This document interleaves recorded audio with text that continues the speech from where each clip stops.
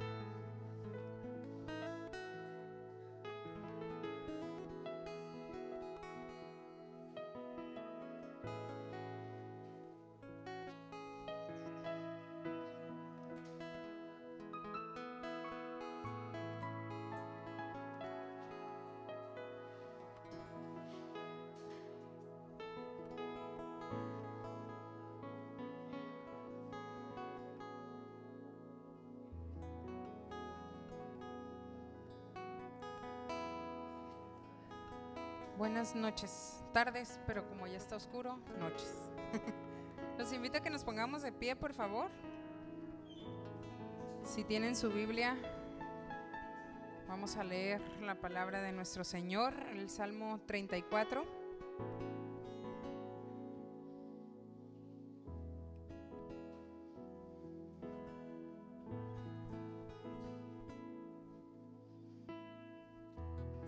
Estamos por ahí, Salmo 34. Dice: bendeciré a Jehová en todo tiempo, su alabanza estará de continuo en mi boca. ¿De qué, mi hermano? De continuo estará en mi boca. En Jehová se gloriará mi alma, lo oirán los mansos y se alegrarán. Engrandeced a Jehová conmigo y exaltemos aún a su nombre. Le invito a que cierre sus ojos. Señor, gracias por esta tarde en la que nos podemos reunir para primeramente adorar tu nombre, para reconocer tu grandeza.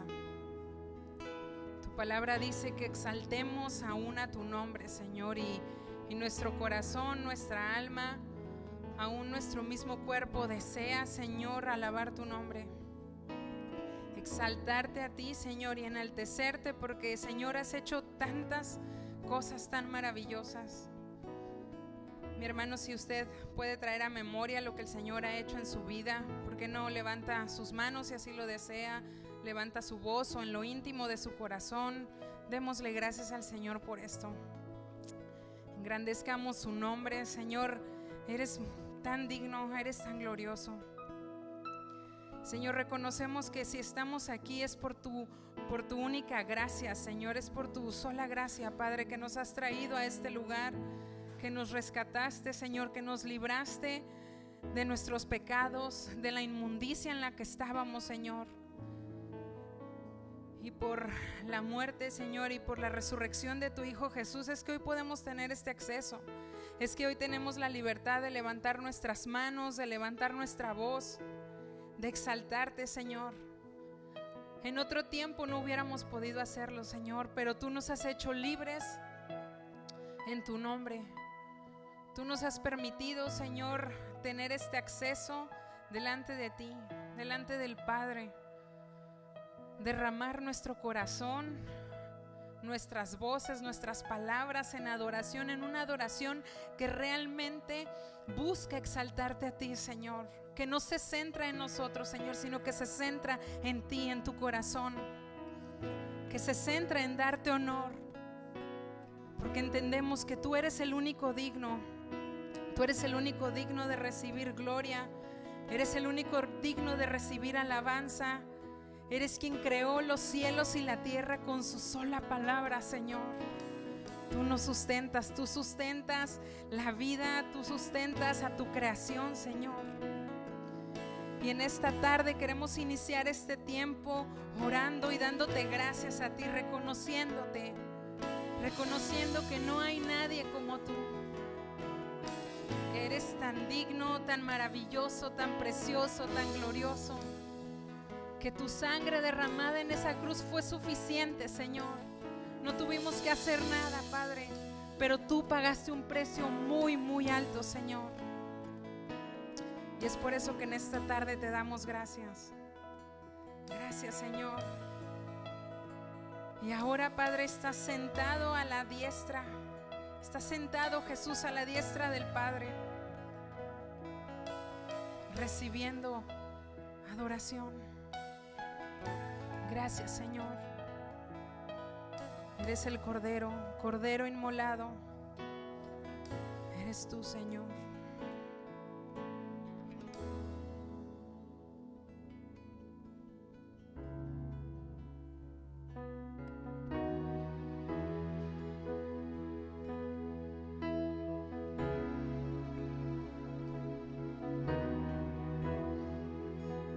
Reconocerte, Señor.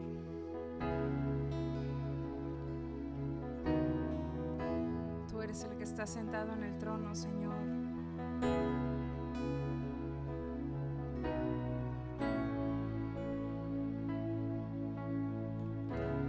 Al que está sentado en el trono y al Cordero de Dios, la gloria, la honra y el poder por siempre. Digno eres de recibir la alabanza, Señor. Me humillo, me postro ante el Todopoderoso. Dile una vez más: al que está sentado, al que está sentado en el trono y al Cordero de Dios, la gloria, la honra y el poder por siempre. Digno eres de recibir la alabanza, Señor. Me humillo, me postro ante el Todopoderoso.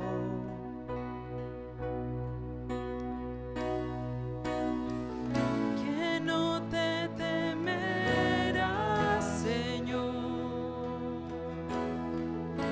y glorificará tu nombre. Eres digno de toda la adoración.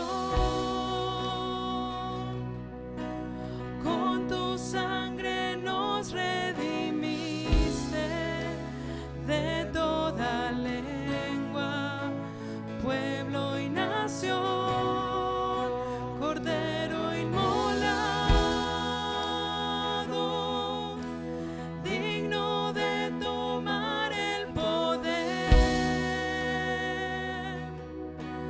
las riquezas, la fortaleza, sabiduría, el honor, la gloria y la alabanza.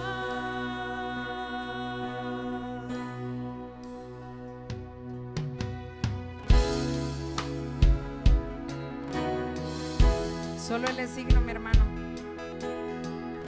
de recibir el honor, la gloria, el poder y la alabanza. Y bien haremos en reconocer su grandeza, en cantar darle juntos al que está sentado en el trono y al Cordero. Vamos a decirle a Él, al que está sentado. Al que está sentado en el trono y al Cordero de Dios, la gloria, la honra y el poder por siempre. Digno eres,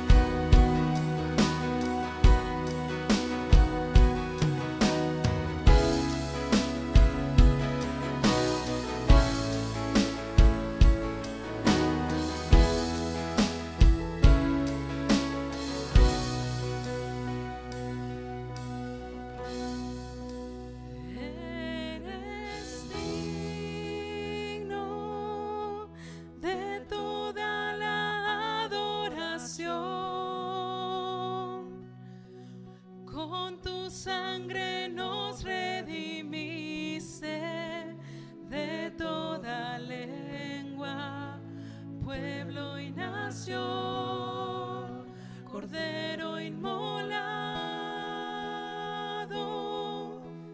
digno de tomar el poder, las riquezas, la fortaleza, sabiduría,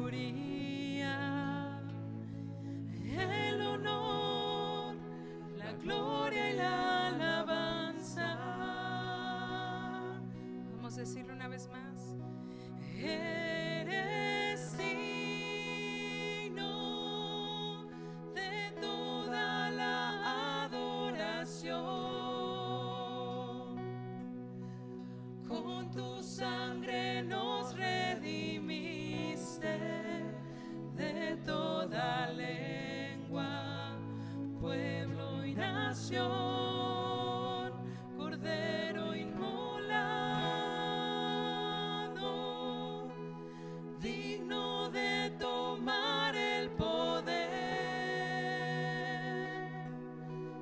las riquezas, la fortaleza, sabiduría, el honor, la gloria y la alabanza.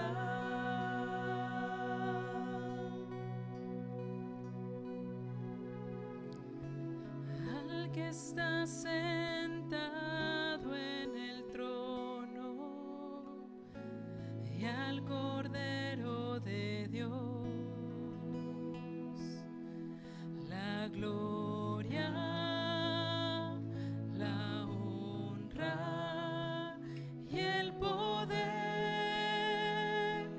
por siempre.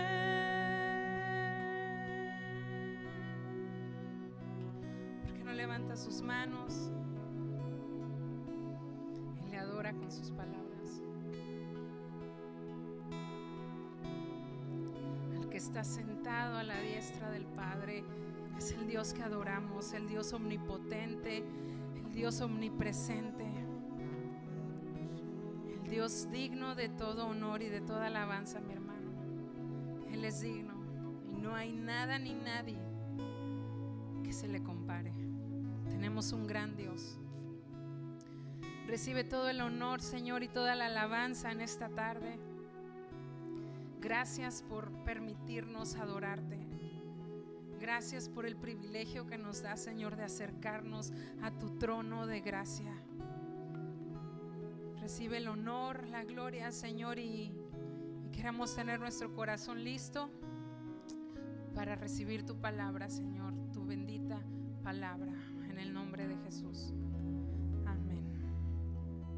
Amén. Muy bien. Podemos tomar nuestro lugar. Gracias.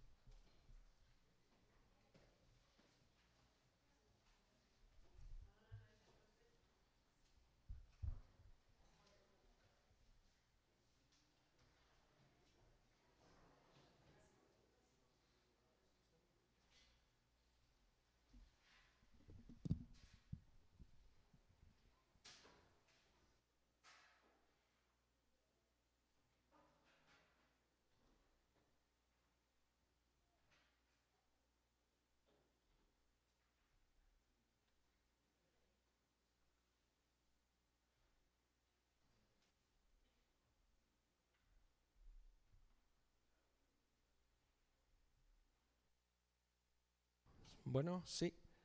Muy bien. Los niños, por favor, en orden, pueden pasar. La multitud de niños. ¿Qué tal, hermanos? ¿Cómo están? Bien. Bienvenidos sean todos. Sí, qué bueno poder reunirnos. Bienvenidos, adelante. Hermanitos, ahí salúdenle, denle la bienvenida.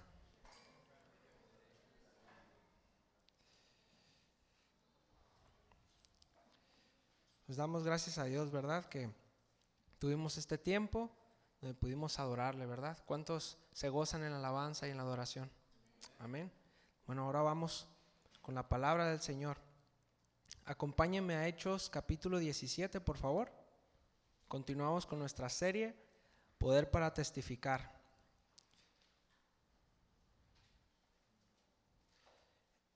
Hechos capítulo 17.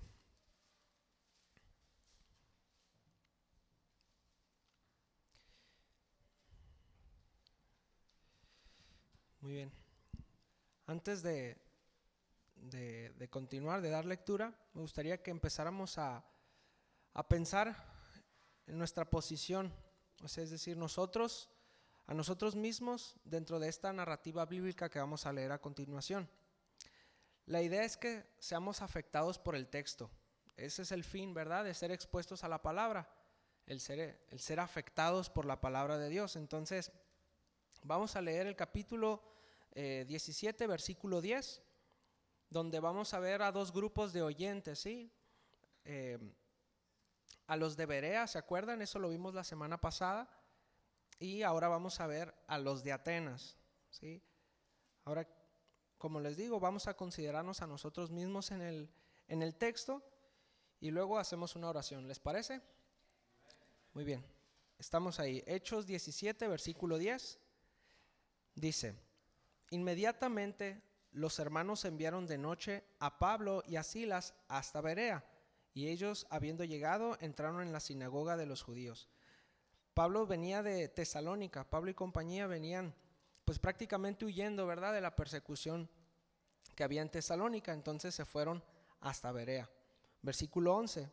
Y estos eran más nobles que los que estaban en Tesalónica, es decir, los de Berea eran más nobles, pues recibieron la palabra con toda solicitud. A ver, repita conmigo: recibieron la palabra con toda solicitud, es decir, de la mejor manera posible. Y esa solicitud los llevaba a escudriñar, ¿sí? Dice, escudriñando cada día las escrituras para ver si estas cosas eran así. Así que creyeron muchos de ellos, y mujeres griegas de distinción, y no pocos hombres.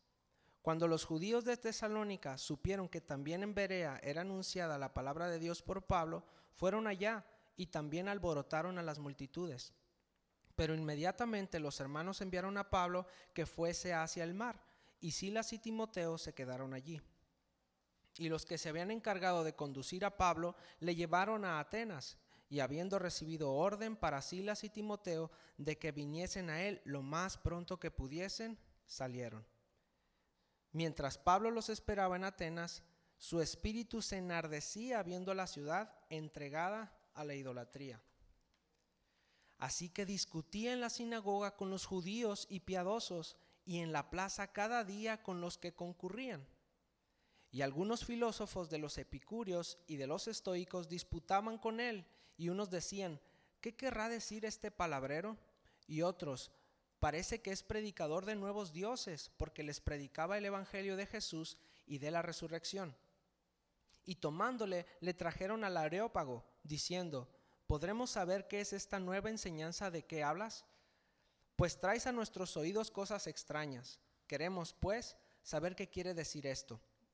Porque todos los atenienses y los extranjeros residentes allí en ninguna otra cosa se interesaban, sino en decir o en oír algo nuevo. Hasta ahí. Tenemos entonces a estos dos grupos que les mencioné, ¿verdad? A los de Berea, quienes recibieron la palabra con solicitud, es decir, con buena voluntad, de buen ánimo, y fueron coherentes con ese sentir al escudriñar las escrituras. Y por otro lado tenemos a los atenienses, que ciertamente mostraron interés, pero al parecer, como vamos a ver en esta enseñanza, no era más que mera curiosidad superficial y no una búsqueda sincera por la verdad. Les mencionaba que nos identificáramos, ¿sí? ¿Con cuáles oyentes nos identificamos más? ¿Sí? ¿Será que estamos en esta intensa búsqueda por la verdad, por la palabra de Dios? ¿O es más que curiosidad o cierta afinidad con cierto mensaje o cierto predicador? Bueno, vamos a orar al Señor y roguemos que sea su palabra la que discierna nuestros corazones, ¿va? Y que sea ella la que nos purifique de toda vanidad y seamos edificados por el Espíritu de su palabra. ¿Está conmigo? Vamos a orar. Señor, te damos gracias, Padre. Gracias porque podemos ser expuestos a tu palabra, Señor. Creemos que es viva y eficaz, que puede traspasar lo más profundo de nuestro ser, Señor. Rogamos que nos escudriñes, Señor, mientras leemos tu palabra, Señor, y me des tu gracia para compartir, Padre, esta hora tu mensaje, Señor. Ayúdanos, Padre, a que este mensaje sea tuyo, Señor, provenga solamente de ti y que recibamos con toda solicitud, Padre. Te lo rogamos, Señor. Danos tu gracia esta hora en el nombre de Jesús. Amén. Muy bien. Vayamos ahora al versículo 16. Vamos a partir de ahí. ¿Sí? Dice Hechos 17, versículo 16. Mientras Pablo los esperaba en Atenas, su espíritu enardecía viendo la ciudad entregada a la idolatría. Ahora, para una mejor comprensión, vamos a hablar un poquito acerca del contexto histórico y político de la ciudad. ¿Me permite? Solo un poco, es para ampliar un poquito el panorama. Atenas fue una de las principales ciudades de la antigua Grecia, ¿sí? Esta fungió como centro cultural donde se desarrollaron en gran manera las artes, las ciencias, la música, la filosofía, política, etcétera, ¿sí? Recordemos que Atenas fue la ciudad modelo durante la expansión del helenismo, ¿sí? Si se acuerda o tiene nociones de esto, Alejandro Magno esparció el helenismo, ¿no? Y la ciudad modelo, la ciudad que querían replicar, era Atenas precisamente. Esto nos habla del prestigio que tenía esta ciudad. También nos habla de la influencia cultural para las sociedades de aquel entonces, ¿sí? Ahora, Atenas también es la cuna de la democracia, ¿sí? También cuando fue fundada, pues primero fue una monarquía, ¿verdad? El gobierno de uno solo. Después fue la aristocracia, que fue o que es el poder de los mejores, ¿sí? Aristos, que viene siendo excelente, y Kratos, que viene siendo poder, aristocracia, ¿no? Entonces, este tipo de gobierno para Platón se le hacía lo más excelente, ¿verdad? La aristocracia. Sin embargo, pues había un riesgo en la aristocracia, que era que, bueno, los mejores están en el poder. Sin embargo, los hijos de estos, como ya estaban en el poder, ya tenían la riqueza y todo esto, ya no se iban a enfocar en un buen gobierno, sino en su propio beneficio. Entonces esta aristocracia se convertiría en una oligarquía, ¿sí? Esta oligarquía vendría siendo el gobierno de unos pocos, ¿sí? Ya no es de los mejores, sino que es solamente de unos pocos. Hasta que después de eso, para Platón vendría la democracia, que es el gobierno, pues, del pueblo, ¿no? Pero Platón decía, bueno, no es lo ideal porque el pueblo no tiene la capacidad para elegir bien a sus gobernantes. Al fin y al cabo van a elegir a un tirano que se aproveche de ellos, ¿no? Bueno, todo esto, aunque no era profeta, fue lo que pasó con Atenas, ¿sí?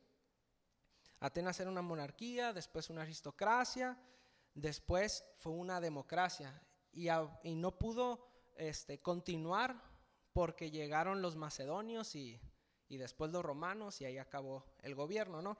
Sin embargo, a pesar de estos imperios que llegaron, a pesar de que los conquistaron políticamente, Atenas los conquistó culturalmente, ¿sí? Ahora, ¿por qué menciono todo esto? ¿En qué país estamos nosotros viviendo? En España, dice. La Nueva España, dice, ¿no? No, en México, ¿no? Y que se supone que es una democracia, ¿verdad? Se supone porque suena más a oligarquía muchas veces, ¿no? Pero bueno, ese es otro tema. Pero fíjese cómo ha impactado esta sociedad, esa cultura hasta nuestros días, ¿sí? Ideas como la igualdad ante la ley, el derecho a votar, el poder del pueblo se implementaron en Atenas como una forma para combatir la tiranía. Entonces, como les menciono, el pensamiento de estos antiguos griegos no murió con la llegada del Imperio Romano en el siglo II a.C., sino todo lo contrario.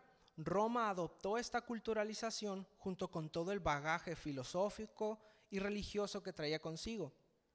Tanto es así que para los tiempos del apóstol Pablo, Atenas se consideraba una ciudad libre, a pesar de que el imperio romano estaba en su apogeo. Sin embargo, a Atenas se le tuvo cierta consideración debido a su cultura, autenticidad en la arquitectura, la grandeza de sus filósofos, etc. Por lo que se dio este sincretismo, formando así la cultura grecorromana. La he escuchado, ¿verdad? Muy bien. Pues esta era la ciudad de Atenas, ¿verdad? O el contexto político, pero también en el aspecto religioso era también bastante, ¿cómo se puede decir? Pues como lo veían como un modelo a seguir, también replicaban el aspecto religioso de esta ciudad. Los antiguos griegos eran politeístas, es decir, tenían muchos dioses, tenían gran variedad de dioses y semidioses. De hecho, la cruza entre dioses y humanos hacían a estos semidioses que eran los grandes héroes de la antigüedad. Los atenienses, consultaban a sus oráculos, a los oráculos de los dioses que vendrían siendo expresados por los sacerdotes y sacerdotisas de aquella deidad, en respuesta a una súplica o a una rogativa en lo particular. En la práctica, los atenienses eran sumamente idólatras y su religiosidad solo venía a degradarlos moralmente, por lo que para un judío ortodoxo del siglo I, como el apóstol Pablo, la imagen de esta ciudad era escandalosa. Más allá de la fabulosa arquitectura y la elocuencia de sus pensadores, para el apóstol Pablo era indignante la manera en la que los atenienses vivían, sumidos en la idolatría. En el versículo 16 nos dice que el espíritu de Pablo se enardecía viendo la ciudad entregada a la idolatría. Es decir, se incendiaba por dentro. ¿Se imagina? ¿Se ha incendiado por dentro, hermano? Por fuera sí, en tiempo de calor, ¿verdad? Pero por dentro, hermanos. Bueno, Pablo se irritó, se exasperó, se molestó al ver la ciudad entregada a la idolatría. Esto quiere decir, la ciudad entregada a la idolatría es una ciudad totalmente idólatra, ¿sí? Ahora, ¿qué deidades adoraban los griegos? Bueno, los conocemos, ¿no? La gran mayoría los conocemos. Pues entre esas deidades se encontraban asesinos, adúlteros, fornicarios, egocéntricos, envidiosos, vengativos, incestuosos, lascivos y un largo etcétera terrible, ¿verdad? Por ejemplo, Zeus, el más grande de los dioses, él llegó a ser el más grande de los dioses precisamente destronando a su padre. ¿Sí? El padre de Zeus era Cronos, que se comía a sus hijos, ¿no? Terrible, ¿verdad? Bueno, el más grande de los dioses era sumamente promiscuo. Tuvo 7 matrimonios y un sinfín de parejas extramatrimoniales. Digo, esto es mitología, pero estas eran las deidades a las cuales rendían culto. Su hermano Poseidón era conocido como el dios del mar. También era vinculado con el poder de los caballos. ¿Sí? Pues en un estado humanoide engendró a Medusa y a Pegaso. ¿Sí? Hermes, según la Odisea escrito por Homero, era representado como el dios mensajero. Este dios fue al que confundieron al apóstol Pablo en Listra, no sé si se acuerdan. Como era el que llevaba el mensaje, bueno, ha de ser Hermes, decían, ¿no? Era la diosa reina del Olimpo, que era la esposa oficial, por así decir, de Zeus. Bueno, era sumamente vengativa y solía atormentar a las otras mujeres de su esposo.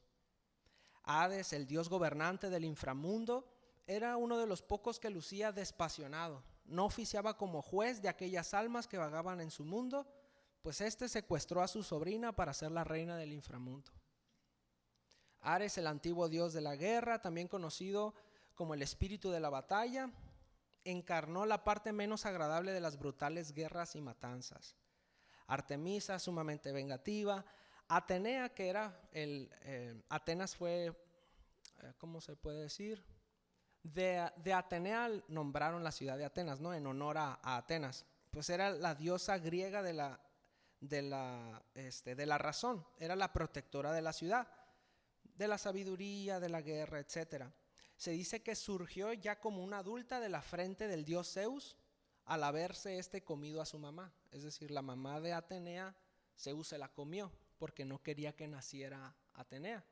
y al final de cuentas le salió de la cabeza, ¿no? Parece una película de horror, ¿no?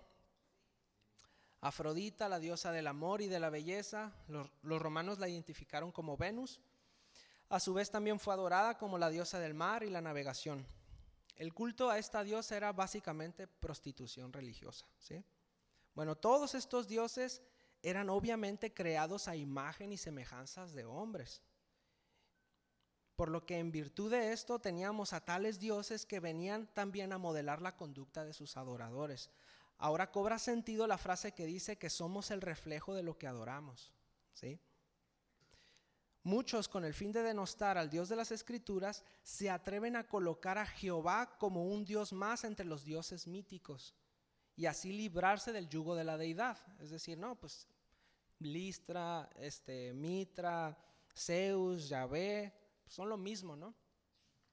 Bueno, sin embargo, la diferencia es que el Dios de la Biblia no fue creado por hombres, ni siquiera se parece a un ser humano corrompido. Sus virtudes sobrepasan, ¿sí? El ser humano está corrompido en sus delitos y placeres y tampoco se parece a la semejanza de alguna imaginación humana. El Dios de la Biblia es perfecto y pleno en cada una de sus virtudes. Y si existe alguna virtud en el ser humano, solo son vestigios de lo que quedó, de lo que alguna vez fuimos cuando Dios nos creó a imagen y semejanza de Él, ¿sí? Esta es la diferencia. Ahora, si gusta acompañarme a Isaías capítulo 44, vamos a leer a partir del verso 9.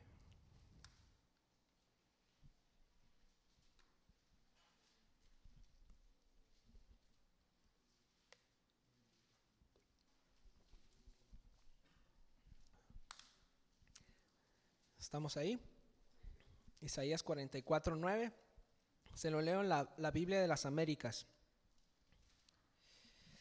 Dice: los que dan forma a un ídolo, todos ellos son nada, y sus cosas más preciadas de nada sirven. Aun sus propios testigos no ven ni entienden, porque serán avergonzados.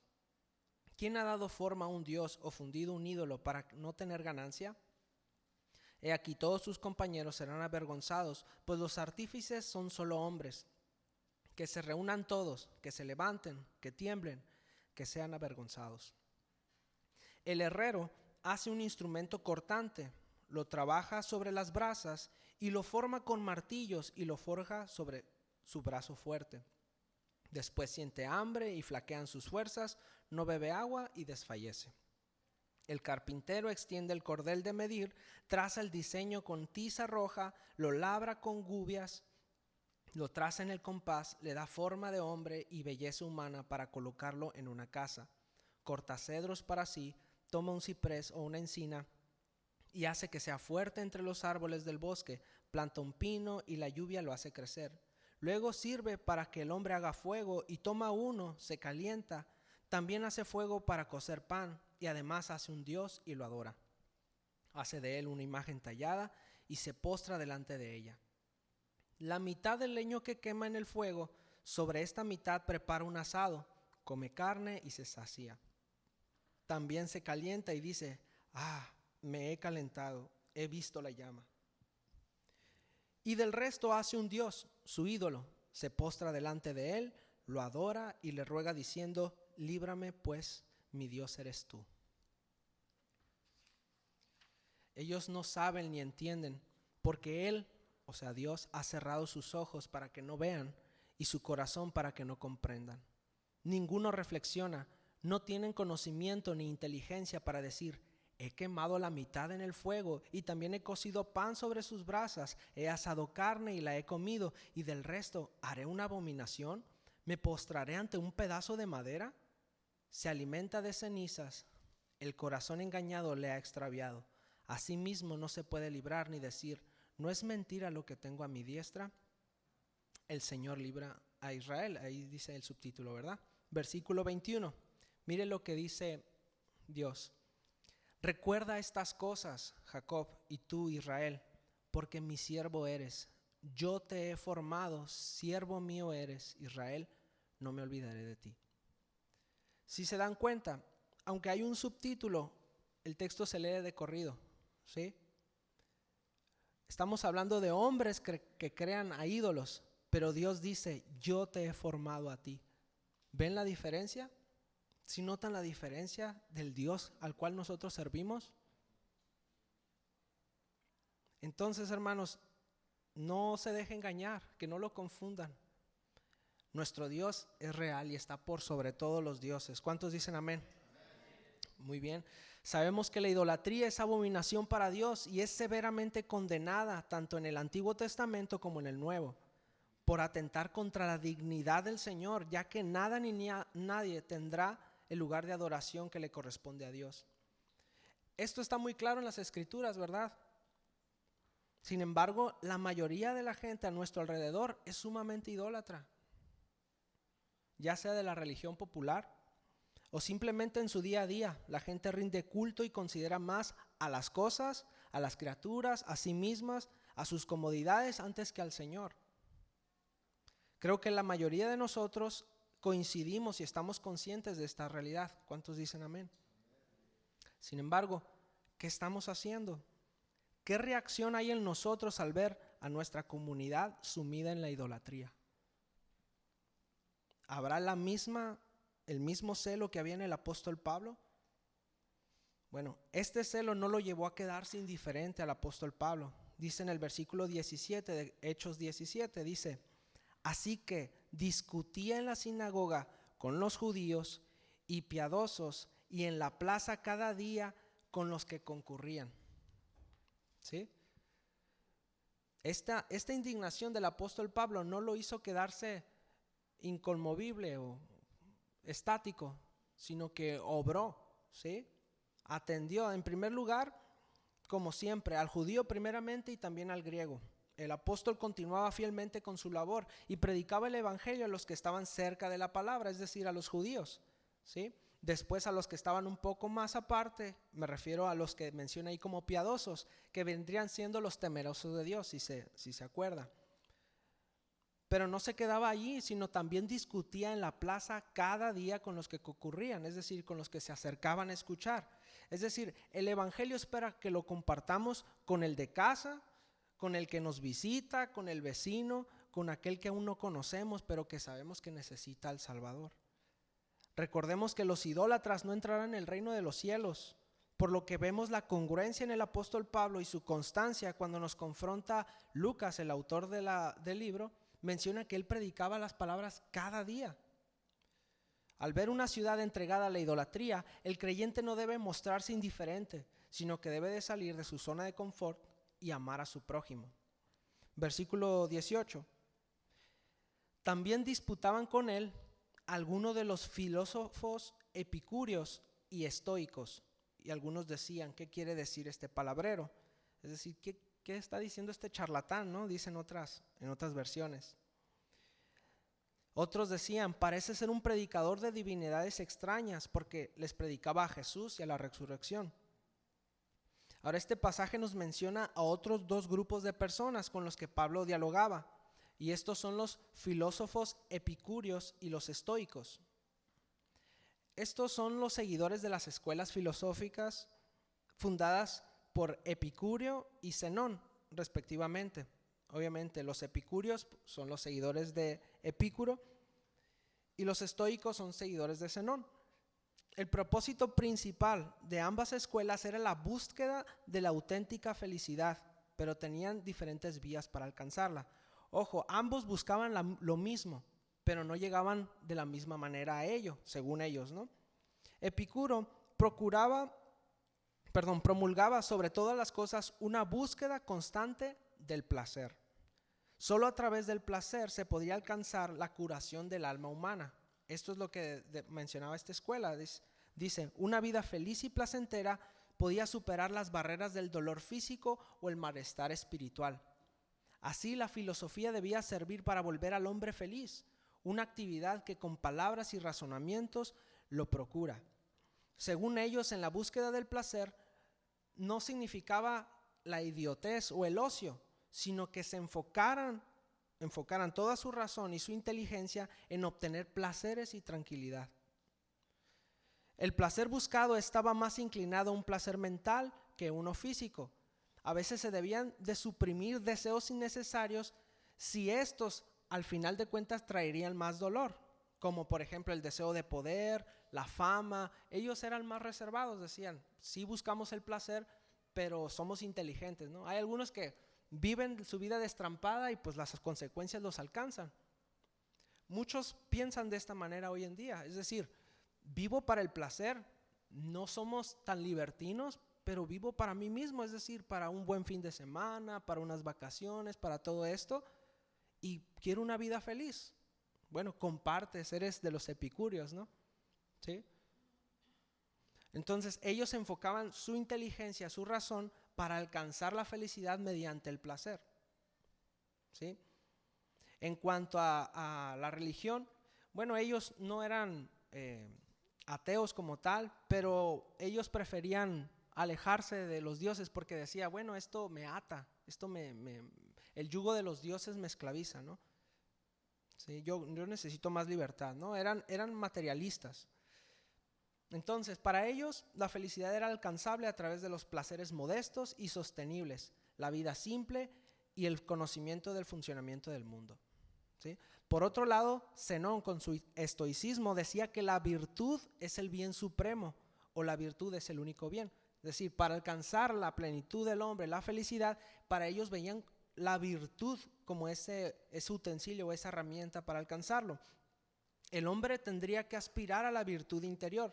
Los elementos externos como el dinero, el éxito, la salud o el placer no son buenos ni malos en sí mismos. Solamente la virtud podía fungir como el único bien incondicional. ¿Cómo alcanzaban esta virtud? Bueno, con el autocontrol y la disciplina, para hacerle frente a la desgracia como a la abundancia. Con ella se desarrolla el carácter para alcanzar dicha virtud. Es decir, ellos tenían bien controladas sus emociones. Aun cuando pasaba una desgracia no se derrumbaban, sino se mantenían firmes. Aun cuando pasaba una dicha muy grande no dejaban llevarse por sus emociones, ¿sí? Entonces, por eso no es de extrañarse que el cristianismo y el estoicismo hayan compaginado en distintos momentos de la historia. En algunos siglos se llamó estoicismo cristiano, ¿no? Porque ciertamente la abnegación o la disciplina son cosas que vienen en la Biblia, ¿no? De hecho, en la filosofía nosotros podemos rescatar ciertas cosas, pero hay algo muy importante. Cuando nosotros escuchemos algo o veamos algo, no es verdad porque tenga la verdad en sí misma, sino que será verdad porque se asemeja a la palabra de Dios. ¿Me explico? Es decir, si nosotros escuchamos algo y dice, bueno, va acorde a los principios bíblicos, bueno, eso es porque va acorde precisamente a los principios bíblicos. No es bueno en sí mismo. Es por eso que nosotros tenemos que tener bien claro lo que dice la palabra de Dios, ¿sí? Porque puede ser que otras cosas nos parezcan buenas, ¿sí? Pensamientos, ideas, pero no están acordes a la palabra de Dios. Entonces, ¿cómo vamos a medir, hermanos? ¿Cómo vamos a saber? ¿Cómo vamos a discernir? Sencilla la ecuación, ¿verdad? Con la palabra del Señor. Entonces, por eso, no sé si algunos, mientras estaba mencionando esto, decían, pues suena bien el estoicismo, ¿no? ¿Cuál es el detalle con esto? Bueno, que los estoicos eran panteístas, es decir, que creían que todo era Dios, ¿sí? Era una mezcla entre lo material y lo divino, entonces Dios estaba en todo. Por lo tanto, veían al universo, el orden del cosmos y decían, tenemos que imitarlo, tenemos que ser ordenados, ¿sí? Entonces ellos miraban al cosmos como algo digno de imitar y se unían a él mediante su manera sobria de vivir. Bueno, con estas escuelas se topó el apóstol Pablo. Entonces, habría muchos frentes que atacar, ¿verdad? Tenías a los judíos, a los piadosos, tenías al vulgo, a la gente común y tenías a estos filósofos. Entonces, qué importante es estar bien preparado para la buena batalla, ¿verdad? ¿Sí? Sabemos que el apóstol Pablo era una persona muy preparada, pero principalmente estaba lleno del Espíritu Santo, ¿sí? El Señor estaba con él. Versículo 18. Dice, también disputaban con él algunos de los filósofos, ya lo leímos. Dicen que algunos decían, ¿qué quiere decir este palabrero? Y otros, parece ser un predicador de divinidades extrañas, porque les predicaba a Jesús y a la resurrección. Ahora, el mensaje de Pablo no fue recibido de la misma manera en cada lugar que llegaba. En Atenas el evangelio no fue tan bien recibido como con los de Berea, ¿se acuerdan? Pero tampoco tan mal como los de Tesalónica. En Tesalónica los quisieron matar, ¿verdad? Entonces, independientemente de cómo nos reciban, hermanos, el mensaje debe ser el mismo, ¿sí? Ciertamente, en esta ocasión vamos a ver cómo el apóstol Pablo utiliza ciertas herramientas, filosofía griega, porque el apóstol Pablo conocía, pero el mensaje era el mismo, no se diluía, ¿sí? Aquí dice que parecía ser un predicador de divinidades extrañas. O sea, ellos decían, el apóstol está predicando divinidades extrañas. El detalle es que probablemente confundieron, por ejemplo, la palabra Jesús en griego es Jesús, probablemente la confundieron con Iesis, que es sanidad, y resurrección, un nombre también muy similar. Entonces creían que eran dos dioses, sanidad y resurrección. Entonces, está hablando de otros dioses, ¿no? O probablemente entendieron el nombre de Jesús y resurrección era la diosa, la parte mujer de la diosa, porque así tenían dioses como dioses duales, el dios mujer y el dios hombre, ¿no? Entonces, al parecer no lo entendieron muy bien lo que estaba predicando. Entonces lo tomaron y lo llevaron al Areópago, diciendo: ¿qué es esta enseñanza que hablas? Enséñanos, ¿sí? En el Areópago era el lugar donde antiguamente se resolvían los conflictos legales, se dictaminaban los juicios y establecían leyes, pero para el tiempo de Pablo nada más servía como un lugar donde se debatían las ideas y los pensamientos, más allá de un tribunal de justicia. Entonces trajeron a Pablo a un auditorio mucho más grande. Él miró una oportunidad mucho mayor para compartir el evangelio, ¿sí?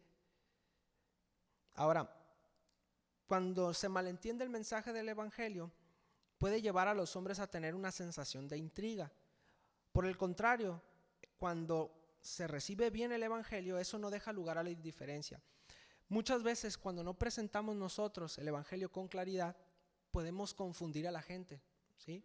En este caso, no quiero decir que el apóstol Pablo hizo un mal trabajo, sino estamos hablando de que predicaba en las plazas. Entonces algunos han de haber escuchado esos nombres y decían, pues está hablando de unos dioses, ¿no?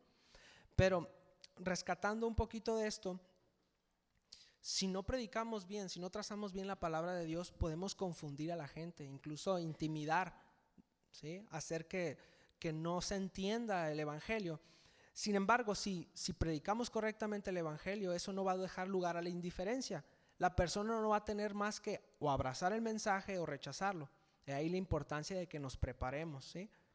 Entonces los atenienses estaban deseosos por escuchar al apóstol Pablo porque había novedad en sus palabras, ¿sí? En Hechos, versículo 19, capítulo 17, versículo 19 dice: y tomándole, le trajeron al Areópago, diciendo: ¿podremos saber qué es esta nueva enseñanza de que hablas? Pues traes a nuestros oídos cosas extrañas. Queremos pues saber qué quiere decir esto. Ahora, podemos especular un poquito con respecto a la religión muerta de los judíos, porque había sinagoga en ese lugar, ¿sí? Ellos, teniendo la luz de la palabra de Dios, la esconden dentro de su sinagoga. Ellos no hacían esta misión de predicar la palabra, de compartir, ¿sí? Tal y como decía Jesús en sus enseñanzas, pusieron la luz debajo del almud. Tal vez esa era la razón por la cual los atenienses desconocían por completo el mensaje y el idioma o la jerga con la que Pablo estaba hablando. Versículo 21 dice: porque todos los atenienses y los extranjeros residentes allí en ninguna otra cosa se interesaban, sino en decir o en oír algo nuevo. Lucas nos dice entre paréntesis cómo era el corazón de los atenienses e incluso de los extranjeros que residían allí. Nos habla de la intención con la que prestaban su oído y su voz. En Atenas estaban pendientes de lo nuevo, de la novedad, sumidos en la idolatría y con la mente en la vanidad, simplemente con una comezón de oír algo nuevo. ¿Tendrían mucho tiempo libres los atenienses? A lo mejor, ¿verdad? ¿sí? Pues precisamente de ahí salen los aristócratas, que tenían mucho tiempo libre porque tenían tierras, entonces les daba el ocio para empezar a pensar y bueno, salieron muchas cosas interesantes de ahí, otras no tanto. Entonces los atenienses, fíjese, tenía todos los ingredientes para ser víctimas del engaño, ¿sí? Estaban pensando en las cosas de este mundo, estaban atentos a lo nuevo, a lo rápido, ¿sí? Pero por pura misericordia de Dios, en aquel día el Señor trajo el evangelio en boca del apóstol Pablo para que recibieran la verdad, aunque como veremos la gran mayoría no pudo soportar la verdad. También cabe preguntarnos nosotros mismos, ¿cómo nos acercamos nosotros para escuchar la palabra de Dios? ¿En qué actitud venimos? ¿Cómo está nuestra tierra para recibir la semilla del evangelio? La semilla de la palabra de Dios. Muy bien, vamos rapidito ya a Hechos 17 desde el versículo 22 en adelante.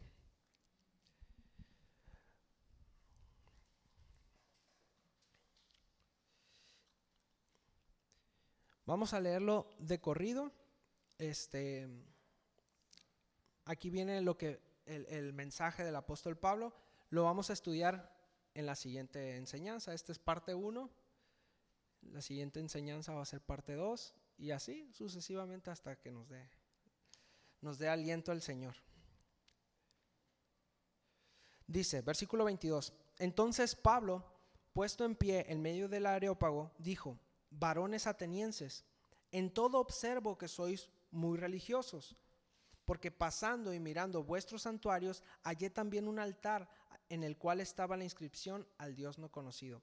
Se da cuenta que el apóstol Pablo, a pesar de esa indignación, no les habla con aspereza, ¿sí?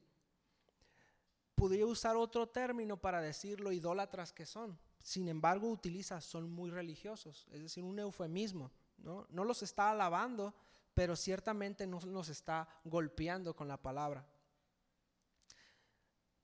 Dice, a la inscripción al Dios no conocido, al que vosotros adoráis, pues sin conocerle es al que yo os anuncio. El Dios que hizo el mundo y todas las cosas que en él hay, siendo el Señor del cielo y de la tierra, no habita en templos hechos por manos humanas, ni es honrado por manos de hombres como si necesitase de algo, pues él es quien da vida y aliento y todas las cosas, y de una sangre ha hecho todo el linaje de los hombres para que habiten sobre la faz de la tierra, y les ha prefijado el orden de los tiempos y los límites de su habitación, para que busquen a Dios si en alguna manera, palpando, puedan hallarle, aunque ciertamente no está lejos de cada uno de nosotros, porque en él vivimos y nos movemos y somos, como algunos de vuestros propios poetas también han dicho, porque linaje suyo somos. Aquí está citando a filósofos griegos, ¿sí? Siendo pues linaje de Dios, no debemos pensar que la divinidad sea semejante a oro o plata o piedra, escultura de arte y de imaginación de hombres. Pero Dios, habiendo pasado por alto los tiempos de esta ignorancia, ahora manda a todos los hombres en todo lugar que se arrepientan, por cuanto ha establecido un día en el cual juzgará al mundo con justicia por aquel varón a quien designó, dando fe a todos con haberle levantado de los muertos. Versículo 32. Pero cuando oyeron lo de la resurrección de los muertos, unos se burlaban y otros decían: ya te oiremos acerca de esto otra vez. Y así Pablo salió del medio de ellos. Mas algunos creyeron, juntándose con él, entre los cuales estaba Dionisio, el Areopagita, una mujer llamada Dámaris y otros con ellos. Ahora, el apóstol Pablo predicó el evangelio en el Areópago de Atenas de una manera magistral. Con el favor de Dios, la próxima semana vamos a analizarlo a más detalle lo que es este discurso. Sin embargo, ninguna formación académica o brillante elocuencia es suficiente para transformar al ser humano. Es la obra del Espíritu Santo nada más, ¿sí? Aunque el mensaje del evangelio fue bien expuesto, la semilla cayó en el camino, donde las aves rápidamente vinieron y se la comieron. ¿Se acuerda de la parábola del sembrador? El enemigo había cautivado la mente de los atenienses en idolatría y en vanidad, por lo que a la luz del evangelio no pudo resplandecer ante sus ojos. Solamente un remanente sí recibió la semilla, pero fueron muy pocos. Tan es así que no se tiene registro de que se haya fundado iglesia en Atenas. Las comunidades de creyentes debieron haber sido muy pocas. En Tesalónica sí, los persiguieron, los golpearon, pero se estableció una iglesia, ¿sí? Y así en muchos otros lugares, en toda la región de la Galacia, que hubo corretistas, hasta lo apedrearon, pero en cada ciudad se estableció una iglesia. Bueno, aquí en Atenas no. Había demasiada vanidad en la mente de la gente. Fíjese, acompáñeme, ya estamos terminando, acompáñeme a Romanos, capítulo 1, desde el versículo 18.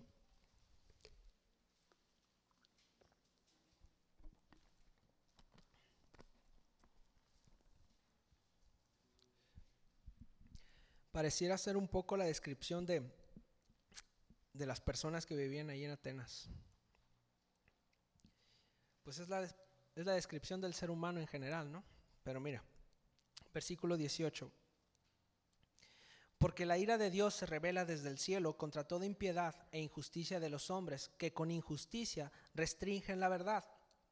Porque lo que se conoce acerca de Dios es evidente dentro de ellos, pues Dios se los hizo evidente. Porque desde la creación del mundo, sus atributos invisibles, su eterno poder y divinidad, se han visto con toda claridad, siendo entendidos por medio de lo creado, de manera que no tienen excusa. Pues aunque conocían a Dios, no le honraron como a Dios, ni le dieron gracias, sino que se hicieron vanos en sus razonamientos, y su necio corazón fue entenebrecido. Profesando ser sabios, se volvieron necios, y cambiaron la gloria de Dios incorruptible por una imagen en forma de hombre corruptible, de aves, de cuadrúpedos y de reptiles. Por consiguiente, Dios los entregó a la impureza en la lujuria de sus corazones, de modo que deshonraron entre sí sus propios cuerpos, porque cambiaron la verdad de Dios por la mentira, y adoraron y sirvieron a la criatura en lugar del Creador, quien es bendito por los siglos. Amén. Por esta razón Dios los entregó a pasiones degradantes, porque sus mujeres cambiaron la función natural por la que es en contra de naturaleza. Y de la misma manera también los hombres, abandonando el uso natural de la mujer, se encendieron en su lujuria unos con otros, cometiendo hechos vergonzosos, hombres con hombres, y recibiendo en sí mismo el castigo correspondiente a su extravío. Y como ellos no tuvieron a bien reconocer a Dios, Dios los entregó a una mente depravada, para que hicieran las cosas que no convienen, estando llenos de toda injusticia, maldad, avaricia, malicia, colmados de envidias, homicidios, pleitos, engaños y malignidad. Sí, parece la descripción de los dioses griegos, ¿verdad? Son chismosos, detractores, aborrecedores de Dios, insolentes, soberbios, jactanciosos, inventores de lo malo, desobedientes a los padres, sin entendimientos, indignos de confianza, sin amor, despiadados, los cuales, aunque conocen el decreto de Dios, que los que practican tales cosas son dignos de muerte, no solo las hacen, sino que también dan su aprobación a los que las practican. Bueno, esta es la realidad de nuestro día a día, ¿verdad? Nuestra civilización de hoy. Esta es la realidad. El ser humano está caído, hermanos. ¿Sí? La degradación del ser humano es evidente. Fíjese, hoy en día la institución religiosa más grande de Occidente, pues la conocemos, ¿verdad? La Iglesia Católica Romana. Bueno, en aras de permanecer vigentes a la modernidad, cada vez ha ido más y más diluyendo el evangelio. ¿Sí? Les leo acerca de, hace poquito hizo unas declaraciones bastante controversiales. Dice: el pontífice participó en Singapur en un encuentro interreligioso con jóvenes de varias religiones. Y lo cito: una de las cosas que más me ha impresionado de los jóvenes es la capacidad del diálogo interreligioso, les dijo el obispo de Roma. En este momento, cuando Francisco les aseguró a estos jóvenes que todas las religiones son un camino para llegar a Dios. Lejos de quedarse allí, el Papa prosiguió con esta afirmación sincretista para asegurar que las religiones son distintos lenguajes para llegar a Dios, ya que Dios y es Dios para todos y todos somos hijos de Dios, agregó el Papa. Se escucha muy bonito, ¿verdad? Pero sabemos que es herejía, ¿sí? Si todos tienen la verdad, quiere decir que nadie la tiene, hermanos. Y esa es la intención, diluir tanto el evangelio que ya no se pueda discriminar entre Jesús y Mahoma, Jehová y Alá, etcétera, etcétera, ¿sí? Ahora, la institución más grande de Occidente cayó, hermanos, desde hace tiempo, ¿no? Es una iglesia que se ha corrompido, pero no solamente es la iglesia católica, muchas iglesias, la verdad es que se han avergonzado del evangelio, se han avergonzado de la palabra de Dios. ¿Qué estamos haciendo nosotros como iglesia, como el cuerpo de Cristo? Versículos antes, en Romanos 1, versículo 16, dice: porque no me avergüenzo del evangelio, pues es poder de Dios para la salvación de todo el que cree, del judío primeramente y también del griego, porque en el evangelio la justicia de Dios se revela por fe y para fe, como está escrito: mas el justo por la fe vivirá. Hermanos, el mensaje sigue siendo el mismo, predicar el evangelio. Así que tenemos la responsabilidad y el deber como cristianos de hacer gala de nuestra profesión y obedecer a la gran comisión, y que el Señor siempre sea el que nos dirija para ser diestros en la palabra y con denuedo compartirla al mundo, a este mundo que tanto necesita a Cristo. ¿Cuántos dicen amén? Pues es la realidad, hermanos. Fíjese, Atenas está impregnada hoy en día en nuestra sociedad cultural, ¿sí? De tal manera que mucho de lo que pensaban antes, pues lo traemos hoy en día, ¿sí? Si uno analiza un poquito la historia, se da cuenta de esto, ¿no? De todo, por todo lo que somos atravesados, ¿sí?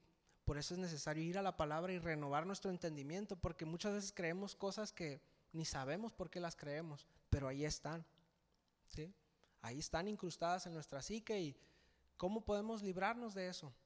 ¿Sí? ¿Cómo podemos hacerlo? Bueno, ahí está la palabra de Dios, ¿sí? Que es pura, que es limpia, que nos purifica, que nos lava, ¿sí? Entonces, exponernos ante la verdad y exponer la verdad es una tarea de nosotros, de cada uno de nosotros, hermanos. Así que si en algo Dios le habló, pues le animo a que cerremos nuestros ojos y le pidamos al Señor que nos dé su gracia para obedecer al llamado. ¿Cuántos quieren obedecer al llamado de Dios? Amén. Gracias, Señor, una vez más por tu palabra. Gracias, Señor, porque somos confrontados con ella, Señor. Sabemos que tú nos estás llamando, Padre, a ser consistentes, Señor, a ser íntegros, Padre, que lo que hemos recibido y lo que hemos abrazado con fe, Señor, pues lo compartamos con el prójimo, Señor, que prediquemos el evangelio a este mundo de tanta necesidad, Señor. Ruego que nos des el denuedo, Señor, y la gracia, que nos ayudes a prepararnos en el día a día, Señor, porque sabemos que cada vez es más complicado, Señor, llegar al corazón de la gente, Padre. El enemigo ha atestado de vanidad, Señor, el corazón y la mente, tanto del más joven como del más adulto, Señor. Por eso te pedimos, Señor, que no seamos nosotros, Padre, que seas tú, que tú nos des tu palabra, Señor, que tú nos des en el momento adecuado, en el momento preciso, Señor, la palabra ideal para compartirlo, Señor. Y queremos ser obedientes, Señor, a tu llamado. Bendice a nuestra iglesia, Señor, a nuestra congregación, Padre, que seamos fieles, Padre. Que nuestro testimonio también vaya de la mano, Señor, con lo que prediquemos, Señor, pero que prediquemos, Padre. Que compartamos nuestra fe, Señor, que no nos quedemos callados, que no nos avergoncemos, Señor, porque muchos hoy en día están alzando la voz, muchos hoy en día están hablando, Señor, tienen libertad de hablar tanta tontería, Señor, y la iglesia se queda callada, Señor. Perdónanos, Señor, y ayúdanos, Padre. Ayúdanos, Señor, queremos ser obreros fieles, Señor, a tu llamado. Gracias, mi Dios, te bendecimos en el nombre de Cristo Jesús. Amén.